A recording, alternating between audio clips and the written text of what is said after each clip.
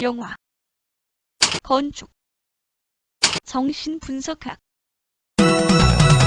Cinema C Architecture A Psychoanalysis P. 카푸 채널의 앞에입니다.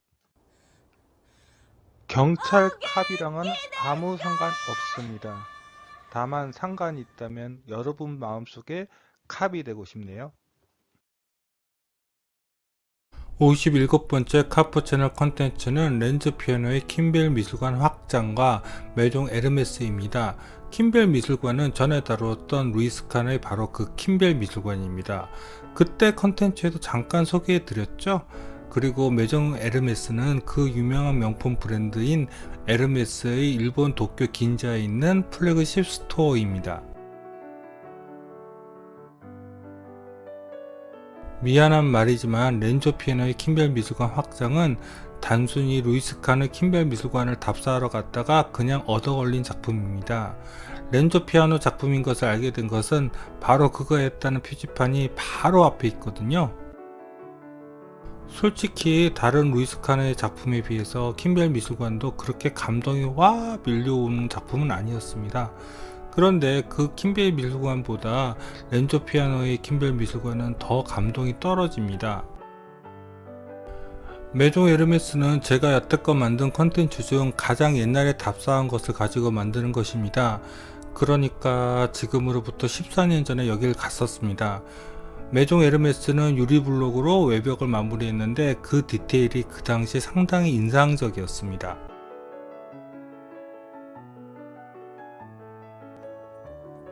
간만에 서설이 짧았네요. 본론으로 갑시다.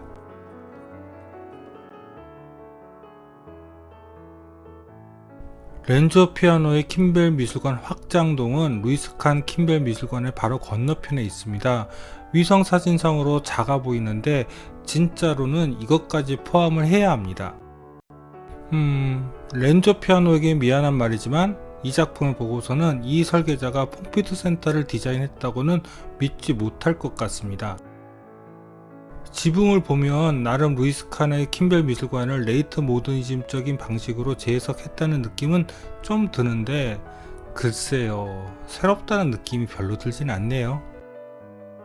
그런데 캘리포니아 과학 아카데미를 컨텐츠로 만들면서 루프 공간을 동산으로 만든 것을 소개했는데 사실 렌조 피아노의 킴벨 미술관도 그런 수법을 사용했습니다. 갤러리동 서측입니다. 렌조 피아노의 킴벨 미술관 확장은 크게 갤러리동과 오디토리엄동으로 나눠지고 오디토리엄동 위쪽은 잔디로 되어 있습니다. 이쪽이 갤러리동이고 이쪽이 바로 오디토리엄동입니다. 이렇게 오디토리움이 있는 동은 지붕이 잔디로 덮여져 있습니다.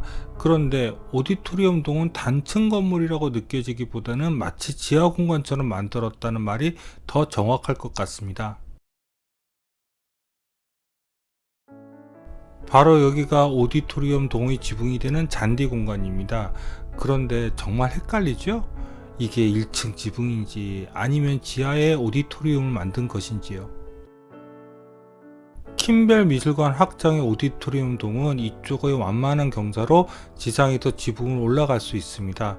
이쪽으로 내려가는 계단을 한번 살펴볼까요? 이 계단을 내려가면 오디토리움 동 남측 갤러리가 나옵니다. 이리로 들어갈 수 있었으면 더 좋았을 것 같은데요.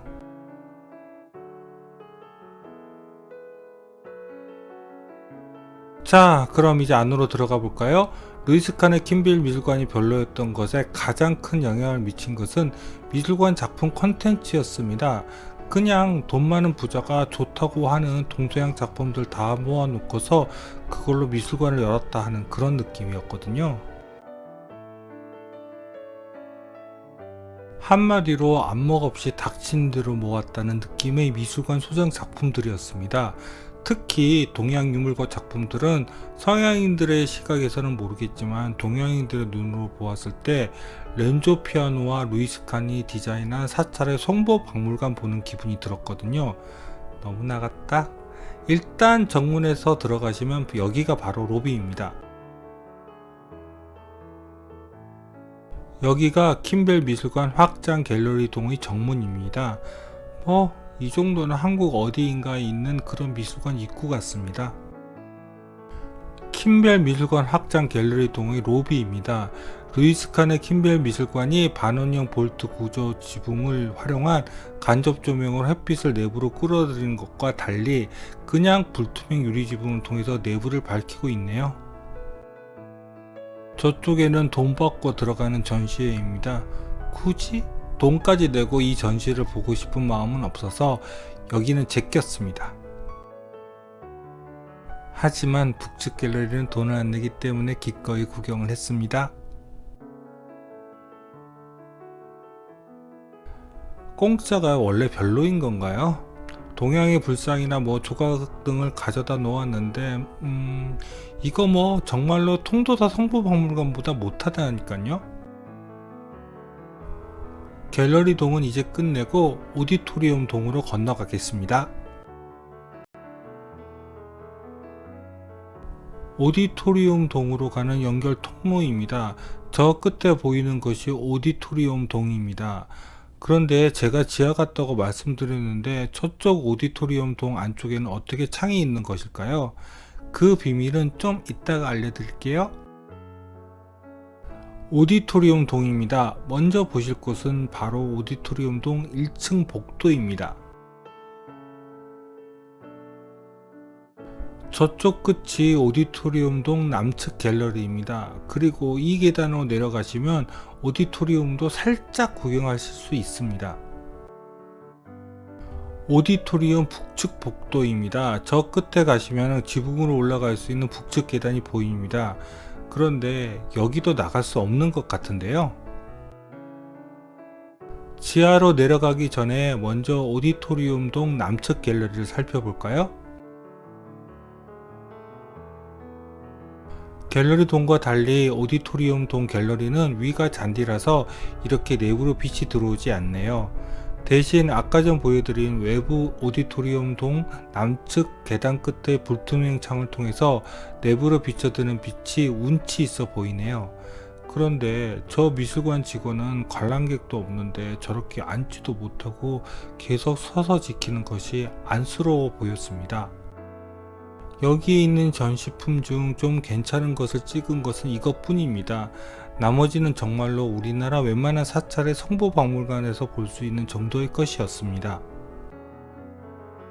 자, 그럼 지하로 내려가 볼까요? 지하층으로 내려가는 계단은 이쪽입니다.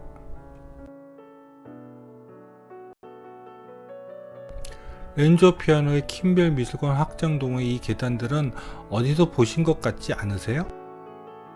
이렇게 양쪽으로 내려가서 가운데에서 만날 수 있게 만든 계단, 바로 루이스 칸의 킴벨 미술관의 중앙 계단과 매우 비슷합니다. 아마 렌조 피아노가 이 루이스 칸의 계단을 오마주해서 여기에 적용한 것 같습니다. 오디토리움의 내부는 2층으로 되어 있습니다. 즉 오디토리움 내부의 2층은 지상 1층이고 오디토리움의 내부 1층은 지하 1층이 되는 것입니다. 오디토리움 내부입니다. 닫혀 있어서 내부를 들어가지는 못했고 유리창에 카메라 렌즈를 딱 붙이고 찍어 보았습니다.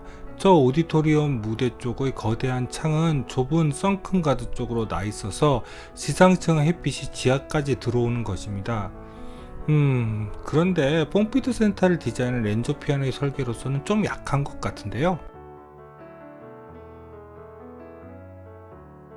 킴벨 미술관 확장편도 너무 짧죠? 이번에도 덤으로 렌조 피아노 작품 하나 더 다뤄보겠습니다. 좀 더 과거로 갔지만 그래도 한국에서는 더 가까운 옆나라인 일본에 있는 메종 에르메스입니다. 사실 메종 에르메스보다는 라파엘 비뇰리의 도쿄 국제 포럼을 보기 위해서 긴자 지역에 들렸고 메종 에르메스는 그냥 덤으로 들린 것이었습니다. 2007년 이후 12년 만에 2019년에 일본 답사를 다시 갔고 긴자는 들리지 않았지만 근처 도쿄역을 잠깐 들렸습니다. 그런데 2007년에 완전히 달라졌더라고요. 그래서 지금은 이 근처가 어떤지는 잘 모르겠습니다. 유리 블록으로 만들어진 메종 에르메스는 사실 좀 숨겨져 있는 건물이었습니다.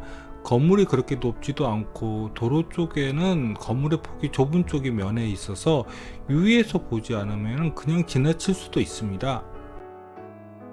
그래도 밤이 되고 내부에서 조명이 켜지면 확실하게 존재감이 드러납니다. 그런데 사실 유리블록은 옛날에는 많이 사용되었지만 21세기에는 정말 고리타분한 재료이고 그걸 그 명품 브랜드인 에르메스 플래그십 스토어에서 사용하다니요. 물론 20세기 유리블록을 사용한 것과는 다른 방식으로 디테일을 사용했습니다. 옛날 유리블록은 벽돌을 쌓는 것처럼 사용했는데 메종 에르메스는 유리블록을 쌓는 것이 아니라 유리블록을 매단다는 형식으로 디테일을 바꿔서 전체 외벽을 유리블록으로 채웠습니다. 지금은 뻔뻔해져서 에르메스 매장도 구경만 하려고 들어갈 수 있었는데 저 때만 해도 이런 명품 매장은 들어가면 무조건 사야 하는 줄 알았습니다. 그리고 일본 명품 매장은 일찍 닫더라고요. 그때도 오후 6시 좀 넘은 시간에 도착했는데 문을 닫아서 들어가는 시도조차 못했습니다.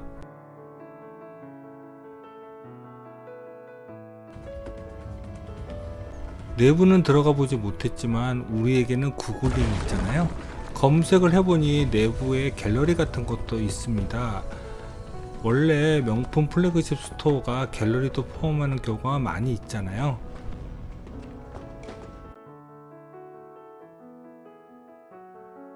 그래서 구글링으로 내부 사진을 찾아보았습니다. 이쪽은 옥상인 것 같은데 검은 대리석을 폴리시 마감을 해서 마치 물처럼 효과를 냈네요.